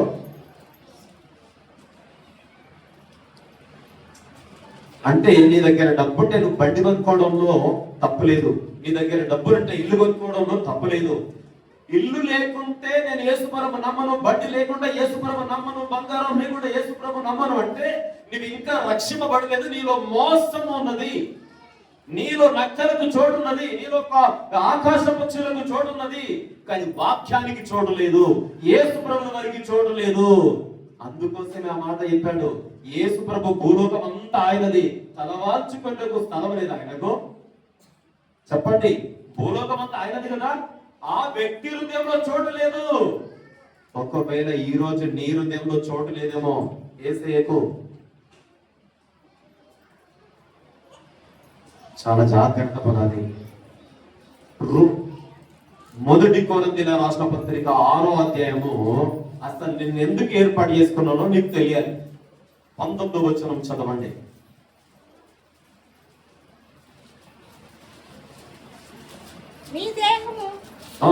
మీ దేహము దేవుని వలన అనుగ్రహించబడి మీలోనున్న పరిశుద్ధాత్మకు ఆలయమై ఉన్నదని మీరు ఎరగరా? మీరు మీ సొత్తు కాదు, విలువ పెట్టి కొనబడిన వారు కనుక ఏం చేయాలి చెప్పండి? ఇప్పుడు మీ దేహము కూడా మీది కాదు. అర్థమవుతుందా? మీరే మీది ఏదీ లేదు. మీకు ఇచ్చిన దేహము కూడా దేవుని వల్ల ఇవ్వబడింది. ఎందుకు ఇచ్చాడు? ఆయన ఇందులో నివాసం చేయడానికి ఇష్టపడుతున్నాడు. ఈ హృదయమేమో మీ ఆకాశంలో పక్షులకు నక్కలకి ఇచ్చేసేదాన్ని నీకెక్కడ ఉంది? నా భాష అర్థమవుతుందా? మరి నీవెవరికి ఇచ్చావు? ఆకాశ పక్షులకు ఇచ్చావా? బొరియల నక్కలకి ఇచ్చావా? లేకుంటే దేవునికి ఇచ్చావా? నీలో నివసించడానికి ఆయన ఇష్టపడుతున్న నీ హృదయములో వచ్చి నివాసం చేయాలన్నది ఆయన యొక్క ప్రణాళిక. అందుకే నేను ఏర్పాటు చేసుకున్నాడు ఆయన, అందుకే నేను పిలిచాడు ఆయన. హల్లెలూయా! ఆయన నీలో నివసించడానికి ఇష్టపడుతున్నాడు. కానీ నీలో మాత్రము నక్కలకు ఆకాశ పక్షులకు చోటు ఉండదేమో. ఒకవేళ ఈరోజు ఆ చోటు ఉంటే దాన్ని తీసివేయండి. డబ్బే దేవుడు కాకూడదు, ఇల్లే దేవుడు కాకూడదు, బండే దేవుడు కాకూడదు, పనే దేవుడు కాకూడదు. కొంతమంది ఇంత పని చేస్తారంటే ఉదయం మొదలుకొని సాయంకాలం వరకు చర్చి కూడా వరకు సమయం ఉండదు. తీరిక లేకుండా పనిచేస్తూ ఉంటారు. డబ్బు బాగా సంపాదించాలి అని, కానీ వాళ్ళ దగ్గర ఎప్పుడు డబ్బు ఉండదు.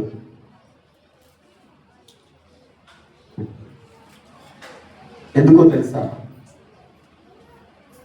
ఎందుకు చెప్పండి? దేవుడు ఆశీర్వదిస్తేనే డబ్బు నిలుస్తుంది. దేవుడు ఆశీర్వదిస్తేనే నువ్వు కొంచెమైనను సమృద్ధిగా నీకు ఉంటుంది. దేవుని ఆశీర్వాదం లేకుండా నువ్వు ఎంత సంపాదించినా చినిగిపోయిన సంచులు వేసినట్టుగానే నీకు రావడం టైం ఉంటుంది. అంటే నీవు చర్చికి సమయం ఇవ్వవు, పనికి మాత్రం సమయం ఇస్తున్నావు. పని నీకు దేవుడు అయిపోయిండు. నువ్వు అంటావు ఏంటంటే నా రెక్కలతో నేను సంపాదించిన కష్టం నాకు ఎక్కువ అంటున్నావు. కానీ దేవుడు తన ప్రియులకు నిద్రిస్తుండగా ఇచ్చేస్తా ఉంటాడంట. తెలుసా? 127 కీర్తనలో మాట్లాడతాడు దేవుడు.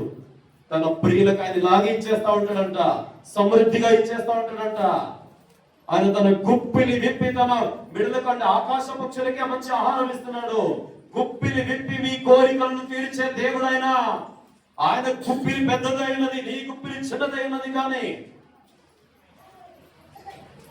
నేను ఎప్పుడైతే ఆయన వెంబడిస్తావో అప్పుడు నీవు ఆశీర్వదించబడతావు. ఇంకా యేసు ప్రభుల వారిని వెంబడిస్తే, ఏదో ఆశించి వెంబడిస్తే నీకే దొరకదు. గుర్తు పెట్టుకోండి. నిజంగా నువ్వు వెంబడిస్తే అన్ని నీ వెనుకాల పరిగెత్తుకుంటూ వస్తాయి. ఎందుకంటే యేసు ప్రభుల వారు ఏమన్నాడు తెలుసా? మొదట ఆయన రాజ్యాన్ని, నీతిని వెతకండి, అవన్నీ మీరు ప్రార్థించక మునిపే ఆయన మీకు అలా తెచ్చిచ్చేస్తాడంట. అంతే, దాన్ని నమ్మండి. ఇప్పుడు అసలు మిమ్మల్ని ఎందుకు పిలిచాడు? అసలు నిజంగా పిలువబడిన గుంపులో మీరు ఉన్నారా?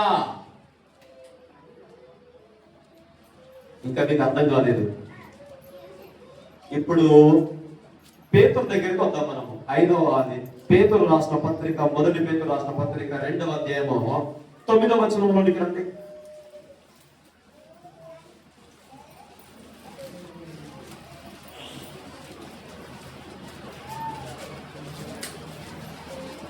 రెండు 9 త్వరగా ఎవరైనా తీస్తే చదవండి.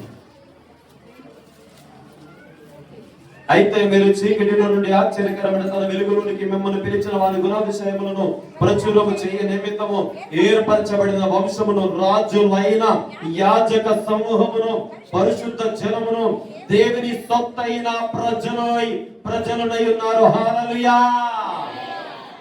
ఎందుకు పిలిచాడు చెప్పండి? ఇప్పుడు మిమ్మల్ని ఇప్పుడైనా నమ్ముతారా మిమ్మల్ని పిలిచాడు అని? చెప్పండి. ఇప్పుడు నమ్మిన వారు ఇప్పుడైనా చేతులు ఎత్తండి. జరా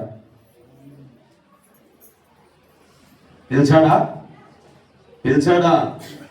ఎక్కడ నుండి పిలిచాడు చెప్పండి? ఇప్పుడు చీకటి. చీకటి ఎందుకు తెలుసా?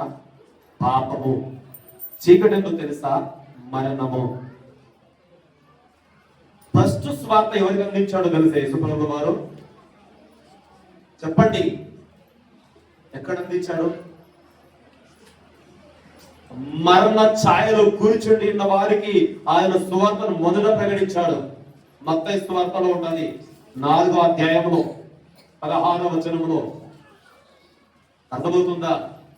ఎక్కడ కూర్చున్న వారికి అందించాడండి సువార్త? చెప్పండి. ముందు పరలోక రాజ్యం గురించి బోధించింది.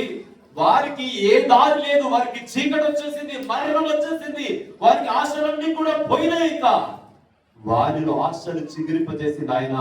మరల జీవితం ఇచ్చింది ప్రభుల వారు. మరల వారికి ఆశ పుట్టించింది యేసు ప్రభుల వారు. బాగా గుర్తు పెట్టుకోండి, ఆ మరణాన్ని తీసివేసింది యేసు ప్రభుల వారు. అంటే చీకటి అంటే మరణము, చీకటి అంటే పాపము. నీకు పాపములో ఉన్నప్పుడు, నీకు మరణములో ఉన్నప్పుడు, నువ్వు చీకటిలో ఉన్నప్పుడు, నువ్వు అంధకారములో ఉన్నప్పుడు ఆయన నిన్ను పిలిచాడు. ఎందుకు పిలిచాడు చెప్పండి? నీకు యోగ్యత ఉంది, నువ్వు గొప్పవాడివి, లేకుంటే నీకు పేరు ప్రతిష్టలు ఉన్నవి, నీకు చక్కగా జ్ఞానం ఉన్నది, నీకు చక్కగా చదువు ఉన్నది, నువ్వు గొప్ప వంశస్థుడవు అని నిన్ను పిలవలేదు. నీవు అంధకారంలో ఉండమని నిన్ను పిలిచాడు. తన వెలుగులోనికి నిన్ను పిలిచాడు. ఎందుకు పిలిచాడు? ఎక్కడ తీసుకొచ్చాడో తెలుసా? రాజులైన యాజక సమూహంలో తీసుకొచ్చాడు. పరిశుద్ధమైన జనంలో నిన్ను తీసుకొచ్చాడు. తన సొత్తుగా చేసుకున్నాడు ఆయన. తన సొత్తు అంటే ఏదైనా ఎమ్మెల్యే ఉన్నాడు అనుకోండి, 200 మందులలో అంటే ఆయన దగ్గరకు ఉంటే ఎమ్మెల్యే ఎవరో తెలుసా? మా బంధువు అని చెప్పుకుంటారు తెలుసా? చెప్పుకుంటారా లేదా? చెప్పుకుంటారా? మరి మేము ఆయన దగ్గరలో మేము సంబంధం, ఆయన సంబంధమేమో. కానీ దేవుడు ఏమంటున్నాడు తెలుసా? ఈ వ్యక్తి ఎమ్మెల్యే గురించి చెప్పుకుంటున్నాడు, కానీ ఆ ఎమ్మెల్యేను కూడా ఆకాశాన్ని భూమిని పుట్టించిన దేవుడు నిన్ను గురించి ఏం చెప్తున్నాడు తెలుసా? నీవు నా సొత్తు అని చెప్తున్నాడు. నీకు అర్థం కావట్లేదు ఇంకా కూడా. చెప్పండి, ఎవరు మీరు అసలు? ఎవరి సొత్తు చెప్పండి? ముందు నీ శరీరం నీ సొత్తు కాదు, నీవు దేవుని సొత్తు. నీ ఆత్మ, నీ శరీరము, నీ ప్రాణము దేవుని సొత్తు. అది దేవుడు చెందినది కాదు. యెషయా గ్రంథము 43వ అధ్యాయం 1వ వచనం చదవండి, మీకు అర్థమవుతుంది.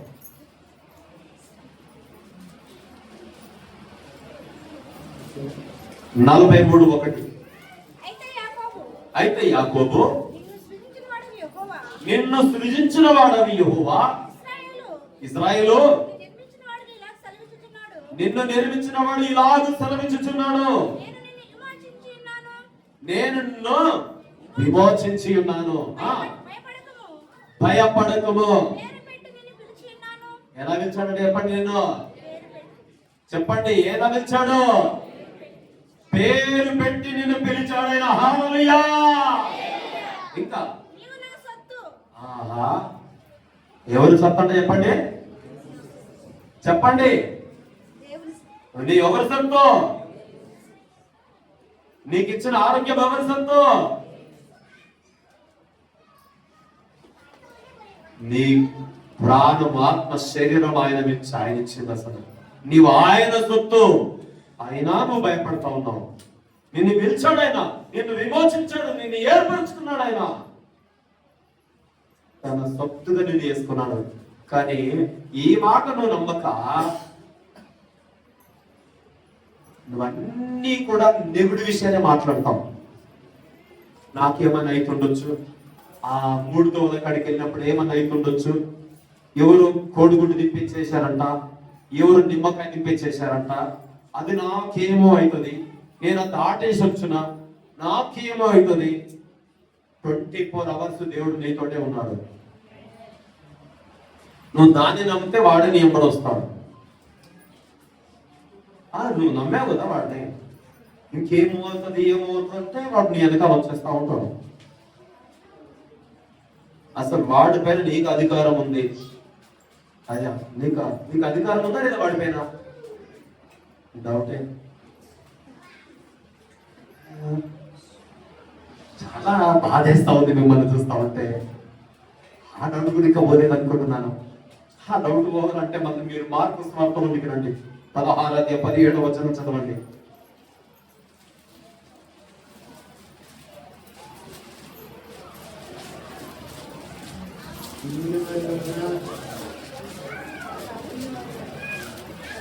చదవండి చదవండి త్వరగా. మరియు 16:17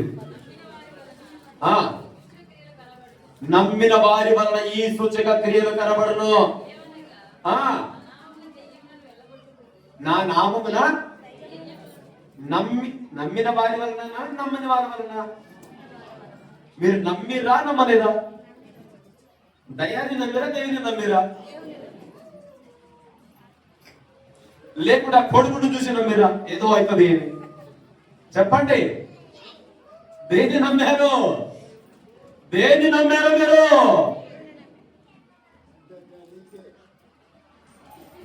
హల్లెలూయా, హల్లెలూయా. పూర్తిగా వాక్యం చదవండి. నేను దాని ఒక జరిగిన సంఘటన మీకు చెప్తాను. చదవండి, పూర్తిగా వాక్యం చదవండి. నమ్మిన వారి వలన ఈ సూచక క్రియలు కనబడును. ఏమనగా నా నామమున దయ్యములను వెళ్ళగొట్టుదురు, క్రొత్త భాషలు మాట్లాడుదురు, పాములను ఎత్తి పట్టుకుందురు, మరణకరమైనది ఏది త్రాగినను అది వారికి హాని చేయదు. రోగుల మీద చేతులుంచినప్పుడు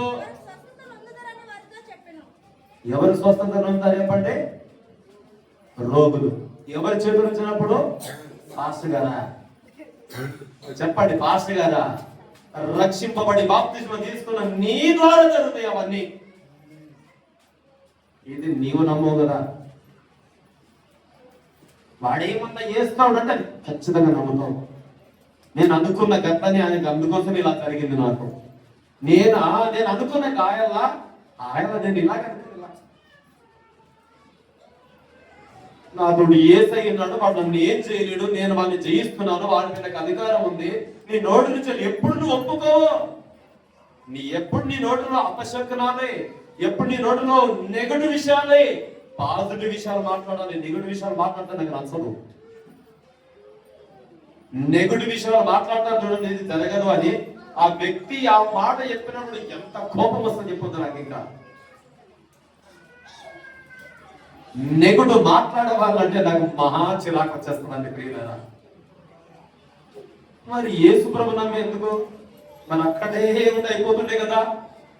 నువ్వు నమ్మావు కదా యేసు ప్రభుని, వారిని పూర్తిగా నమ్మ, పూర్తిగా నమ్మను ఆయనను.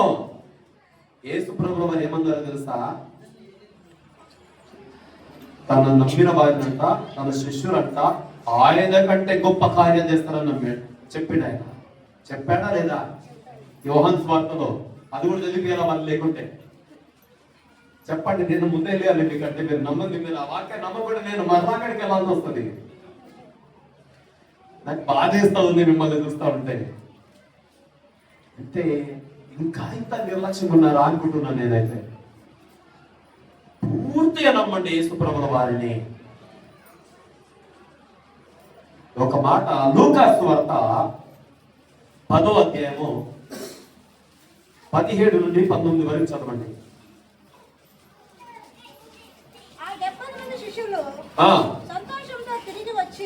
12 మంది శిష్యులు వేరున్నారు, 70 మంది శిష్యులు వేరున్నారు. అందరూ మొత్తం కలిసి 70 మంది ఆ సమయంలో ఏర్పరచుకున్నాడు యేసు ప్రభువుల వారు. చెప్పండి. దయ్యములు కూడా యేసు ప్రభు నామమున దయ్యాలు లోబడిపోతున్నాయి, కానీ నువ్వు లోబడతలేవు.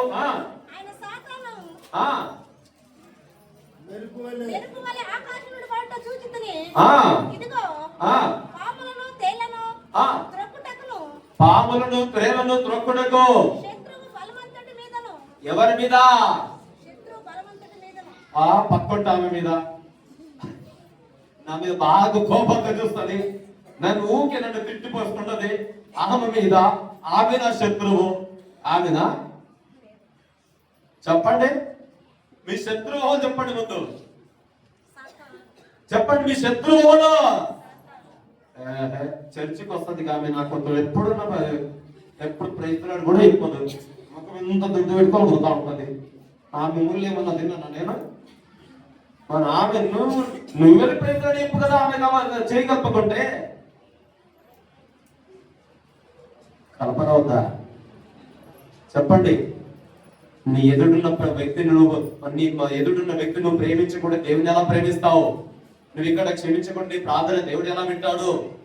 నీవు క్షమాపణ అడగకుండా నీ ప్రార్థన ఎలా వింటాడా? చెప్పండి, నీ శత్రువు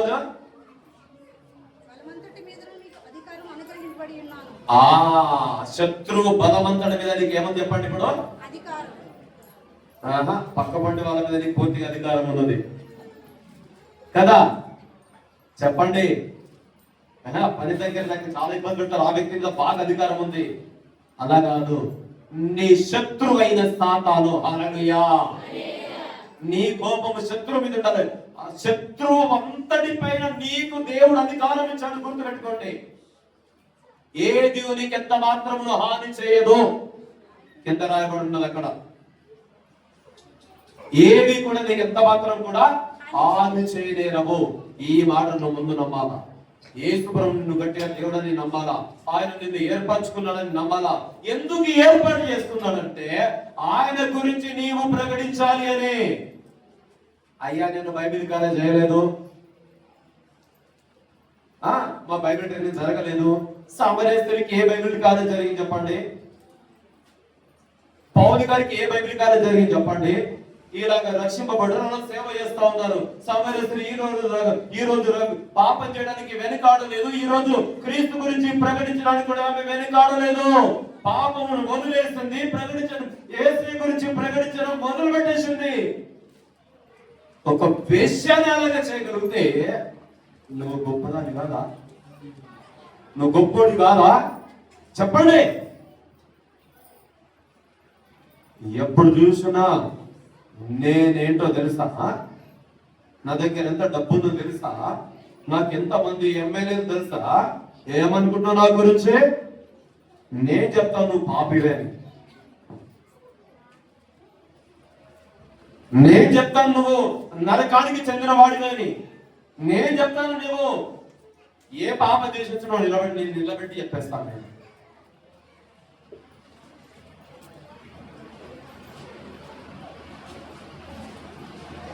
హల్లెలూయా. మన గురించి చెప్పుకోవడానికి ఏముంది చెప్పండి? మన పాపం తప్ప. చెప్పండి, మన దగ్గర ఏముంది గొప్పతనము? చెప్పండి. ఎప్పుడు చూసినా నేనేంటి నేనేంటి నేనేంటి. అయ్యా, నువ్వేమీ లేదు, నువ్వు అంతా పాపమే. నీ లోపల నీ హృదయం అంతా కూడా పాపం చేత నింపబడినది. కానీ యేసుప్రభువు వారు ఒక్కరే గొప్పడు. ఆయన గురించి ప్రకటించి నన్ను నిలిచాడు. నువ్వు అంధకారంలో ఉన్నప్పుడు నిన్ను నిలిచాడు ఆయన. అర్థమవుతుందా? ఆ ముగ్గురు స్టోర్ వల్ల ఒక స్టోర్ అయింది పూర్తి కాదే వాక్యం. ఒక వ్యక్తి అంటాడు, ఎంతో తెలుసా,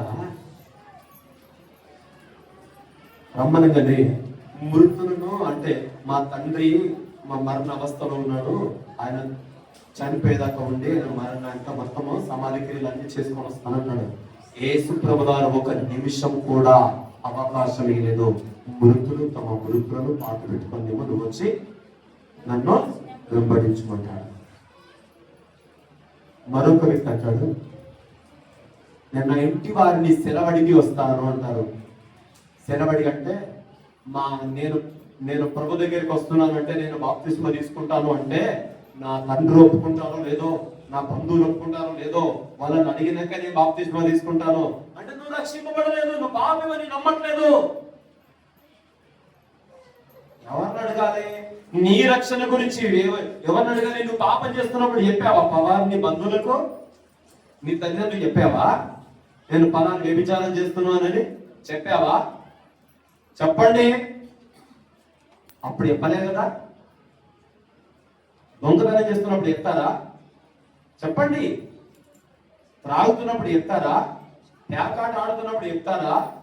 చెడు స్నేహితులు కలిగినప్పుడు చెప్తారా? చెప్పరు కదా. చెప్పండి. మీరు చాలా మంచి వాళ్ళండి. మీ సీరియస్ చూస్తేనే భాషలు దిగుని సంగతి చెప్తామన్నట్టుంది. హల్లెలూయా. మీరు దిగినాక నన్ను కొట్టినా పర్వాలేదు, కానీ ఏసీ మాత్రం కరెక్ట్ నమ్మండి. ఆయనను పూర్తిగా నమ్మండి, ఆయనను వెంబడించండి. నీవు దేవునితో నడవడానికి ఎవరి పర్మిషన్ అడగాల్సిన అవసరం లేదు. అర్థమవుతుందా? ఈ రోజు దేవుడు నేను పిలిచాడా, నడు అంతే. నువ్వు ఆలస్యం చేస్తే రాకడ సమీపం ఉన్నది. నేను ఒక ప్రకటన వచ్చేసింది అక్కడ ఆ మీటింగ్ లో, చాలా బాధ వేసింది. మరు సంవత్సరం ఈ మీటింగ్ ఉంటుందో లేదో నాకు శబ్దం అనగానే నాకు చదువుకునిపోయింది. అంటే రాకడ అతి సమీపం ఉంది, రాకడ సమీపం ఉంది. యుద్ధాలు పెరిగిపోతూ ఉన్నాయి, దేశాలు గొడవలకు దిగిపోతున్నారు,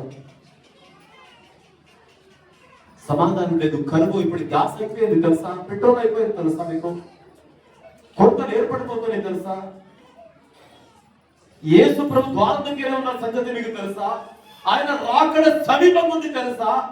ఇక్కడైనా నీ జీవితాన్ని అప్పగించుకుంటావా దగ్గరికి? ఇక్కడైనా పూర్తిగా నమ్ముతావా? ఇక్కడైనా పూర్తిగా పాపాన్ని విడిచిపెడతావా? ఈ రోజు దేవుడు నిన్ను పిలుస్తున్నాడు. నేడే రక్షణ దినము, రేపు కాదు. ఈ రోజు నీ జీవితాన్ని దేవునికి అప్పగించుకోవాలా? రేపు కాదు ప్రియులారా, ఈ రోజే దేవుడు నిన్ను పిలుస్తున్నాడు. రక్షింపబడే దినం ఇదే, మారు మనసు పొందవలసిన దినం ఇదే, నీ హృదయాన్ని సరి చేసుకోవాల్సిన దినం ఇదే. రేపు కాదు, నేడు అను సమయం ఉండగా నువ్వు మారు మనసు పొందాలా? నువ్వు ఆత్మచేత నింపబడ్డది నిజమే, నువ్వు బయట చదువుతుంది నిజమే, కానీ పాపాన్ని వదలలేదన్నారు, అది కూడా నిజమే. నువ్వు పాపాన్ని వదలలేకపోతున్నావు, ఇంకా లోకంలోనే ఉండిపోతా ఉన్నావు. నేను దేవుడు పిలుస్తున్నాడు, నీ తగ్గు దినమేలా ఆయన చేరు చాపిన్నాడు. ఇది మొదలుకొనైనా నేను పూర్తిగా నేను రాకడకు నేను సిద్ధంగా ఉన్నాను. ఈ రోజు నన్ను పిలిచిన నేను వెళ్ళిపోవడం సిద్ధంగా ఉన్నాను అన్ని చెప్పగలుగుతావా? ఈ రోజు నువ్వు మార్పు పొందాల్సి ఉన్నాయి. ఇంకా ఈ లోకంలో ఒక క్రైస్తవుడికి లోకంలో ఏ ఆశ ఉండకూడదు, తిండి ఆశ కూడా ఉండకూడదు. దేవుడు అన్ని ఇస్తాడు, సమృద్ధికి ఇస్తాడు. ఏ సమయంలో దేవుడు కొనుగోలు చేయడు. నేను నమ్మిన మొదలుకొని ఇప్పటి వరకు సమయంలో నాకైనా డబ్బు లేకున్నా, ఏది లేకున్నా, నేను ఇది తినాలి అనుకుంటే అది నా మొదలుకు వచ్చేస్తుంది. నేను చెప్తాను ఆయన గురించి సాక్ష్యం. డబ్బులు లేవు, నేను ఈరోజు మటన్తో తినాలనుకోండి కాదు, మనసులో ఒకవేళ ఆశ పుట్టిందే అనుకోండి, నా మొదటికి మటన్ వచ్చినగా చూశాను, చికెన్ రాగా చూశాను. నేను మనసు పట్టుకుంటే దేవుడు చేస్తాను. నీ మనసును గుర్తెరిగిన దేవుడు, నీ బాధను ఎవరు గుర్తెరగరు. నీ బాధ ఉన్నప్పుడు యేసు ప్రభువు వారు ఒక్కడే గుర్తెరుగుతాడు.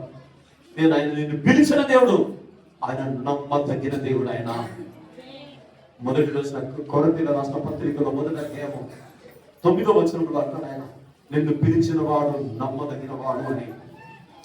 మొదటి యోహాను రాసిన పత్రిక 1వ అధ్యాయము 3వ వచనంలో ఈ విధంగా రాశాడు, ఆయన మాతో కూడా మీకు సహవాసము కలిగినట్లు మేము చూసిన దానిని వినిన దాన్ని మీకు తెలియజేస్తున్నాము. మన సహవాసం అయితే తండ్రితో కూడాను ఆయన కుమారుని యేసు క్రీస్తుతో కూడాను ఉన్నది. నిన్ను ఆయనతో ఉండడానికి నిన్ను పిలిచాడు ఆయన. నువ్వు ఆయనతో ఉండాలన్నది ఆయన ప్రణాళిక. ఆయన ఎక్కడుండేదో నువ్వు అక్కడ ఉండాలని ఆయన ప్రణాళిక. నిన్ను పిలిచిన వాడు నమ్మదగిన వాడు, ఆయన నుంచి విలువడు. ఒకవేళ మొదటి కొరింథీయుల రాసిన పత్రిక 1వ అధ్యాయము 9వ వచనం తీస్తే చదవండి.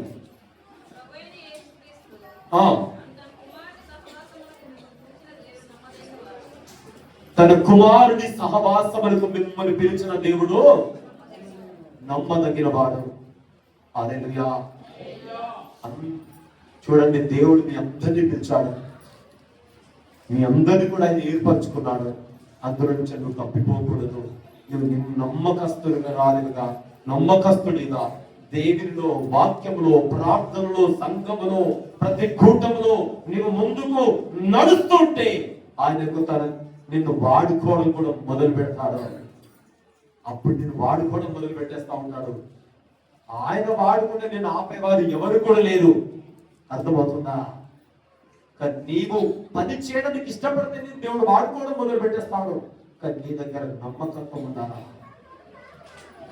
ప్రతి విషయంలో నమ్మకం ఉండాలా. ఒకటి మాత్రం మీకు చెప్పగలుగుతాను, నేను పిలిచాను. నేను పిలిచానంటే నీతో ఏదో ఒక పని చేయించుకోవాలని దేవుడు ఇష్టపడుతున్నాడు. నీవు దూరంగా వెళ్ళకూడదు. అందరినీ సేవకులుగానే పిలవలేదు. కొంతమంది సేవకులుగా పిలిచాడు, కొంతమంది సువార్థకులుగా పిలిచాడు, కొంతమంది ప్రార్థించే గుంపులోనికి పిలిచాడు, కొంతమంది మంచి పాటలు పాడడానికి పిలిచాడు, కొంతమంది ధన సహాయం చేయడానికి పిలిచాడు, కొంతమందిని సేవకుల చేతను ఆదుకోవడానికి పిలిచాడు. అహరోను ఊరు లేకుంటే మోసే జయం పొందేవాడా? చెప్పండి. మోసే చేతులు ఎత్తకుంటే ఇశ్రాయేలు జయం పొందేవారా? లేదు కదా. అహరోను ఊరులు కూడా కావాలి. అర్థమవుతుందా? చేతులు ఎత్తే సేవకులు కూడా కావాలి. నిత్యము గురించి చేతులకి ప్రార్థించే సేవకులు కూడా కావాలి. అందరూ కలిస్తేనే సేవ అంటే. ఒకరినే పిలవలేదు, అందరినీ పిలిచాడు. అందులో నమ్మకస్తులు ఉండాలా. నీవు ఇంకా ఆలస్యం చేయకూడదు. నువ్వు ఆలస్యం చేస్తే ఆయన రాజ్యం నుంచి దూరం అయిపోతానేమో. నిన్ను పిలిచానన్నది సత్యం, నేను ఏర్పరచుకున్నది సత్యము, నీవు దూరం ఉంటున్నది కూడా సత్యము. ఈ రోజు ఆయన యొక్క సమీపం కావాలని ఆయన నేను కోరుచున్నాడు. నీవు ఆయనతో ఎదగాలని ఆయన కోరుచున్నాడు. నీవు భరించాలన్నది ఆయన ప్రణాళిక. ఆయన గురించి నువ్వు విస్తారంగా ప్రకటించాలన్నది ఆయన ప్రణాళిక. ఆయన రాజ్యం కొరకు ఎదురు చూడాలన్నది ఆయన ప్రణాళిక.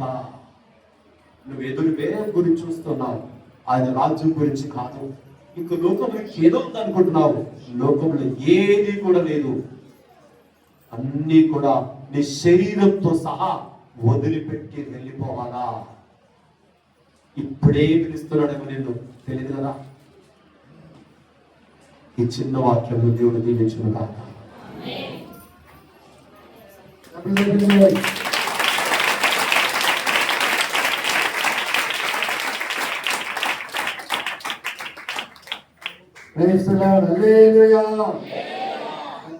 సందేశం మనం విన్నాం. గమనించండి, ప్రార్థన చేసుకున్నాం. జగదుత్పత్తికి ముందుగానే ఏర్పరుచుకొని నన్ను పిలిచితివా. జగదుత్పత్తికి ముందుగానే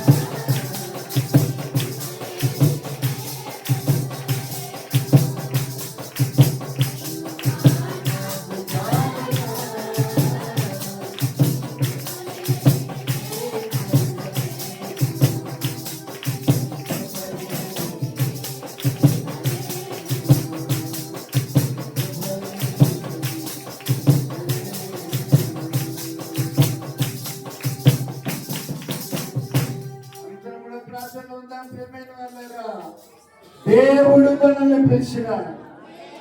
ఎందుకు పిలిచాడు అంటే చీకటిలో నుండి తన ఆశ్చర్యకరమైన వెలుగులోనికి రావడానికి పిలిచినాడు. ఆయన గుణాదిశములను ప్రచురం చేయడానికి పిలిచినాడు. ఏర్పరచబడిన వంశముగా ఉండటానికి పిలిచినాడు. రాజులైన యాజక సమూహముగా ఉండటానికి పిలిచినాడు. ఆయన పరిశుద్ధ జనముగా ఉండటానికి పిలిచినాడు. దేవుని సొత్తైన ప్రజలుగా ఉండటానికి పిలిచినాడు. ఆయన రాజ్య వారసులుగా ఉండటానికి ఆయన పిలిచినాడు. నేను వెళ్ళారా కనుక ఆయన నిన్ను పిలిచింటే నువ్వు చీకటిలో ఇంకా ఉండవు, నువ్వు వెలుగులో జీవిస్తున్నావన్న సంగతి గుర్తించుకో. కాబట్టి దేవుడు పరిశుద్ధాత్మ దేవుడు తన సేవకులను మరుగు చేసుకొని పరిశుద్ధాత్మ దేవుడు మనతో మాట్లాడిన ప్రతి మాటను బట్టి పరీక్ష చేసుకున్నాం. చీకటిలో ఉన్నావా లేకపోతే దేవుని పిలిచిన పిలుపులో ఉన్నావా? దేవుడిని పిలిచింటే సాతాను మీద నీకు అధికారము, చీకటి మీద అధికారము, అంధకారం మీద అధికారము, అపవాది మీద అధికారము, శత్రు మీద అధికారము. అధికారం అంతా ఒక గుడ్డును చూసి నువ్వు భయపడవు, ఒక మంత్రాన్ని చూసి నువ్వు భయపడవు, ఒక సమస్యను చూసి నువ్వు భయపడవు, ఏలుగుని చూసి భయపడవు. ఎందుకంటే దేవుడు నిన్ను పిలిచినాడు కాబట్టి. పని చేసుకున్నాం, ప్రార్థన చేసుకున్నాం. దేవుడిలా రహస్యమైన పర్వాలేదు. దేవుని సేవకులు ఎదుగుతారు, మీ కొరకు ప్రార్థన చేస్తారు. ఎవరెవరైతే అనారోగ్య స్థితిలో ఉంటున్నారో అందరూ ప్రార్థన చేయించుకోండి. దేవుడు తన సేవకులకి ఆ కృప దయచేసి ఉన్నాడు. విశ్వాసంతో ప్రార్థన చేయించుకోండి. దేవుడు మీ జీవితంలో గొప్ప కార్యములు చేయనుగాక. ప్రార్థన చేసుకుందాం. పిలిచిన దేవుడు ఏడు పిల్లలు కొందరిని పిలిచాడు, కొందరిని ఏర్పరచుకున్నాడు. ఎందుకు ఏర్పరచుకున్నాడు? మనము వెళ్ళి ఫలించడానికి, ఆ ఫలంలో నిలిచి ఉండటానికి ఆయన పిలుచుకున్నాడు. అందుకే పిల్లారా, ఊరికి నామకార్థం కాదు ఆయన పిలుచుకున్నది. ఆయన అధికారంలోనికి మనం రావాలని, ఆయన రాజ్య వారసులుగా మారాలని, ఆయన రాజ్య సమూహముగా మారాలని దేవుడు మనల్ని పిలిచున్నాడు. దేవుడు నిన్ను పిలిచింది నిజమైతే నేను పిల్లారా, అపవాది మీద నువ్వు అధికారం చలామణి చేస్తావు.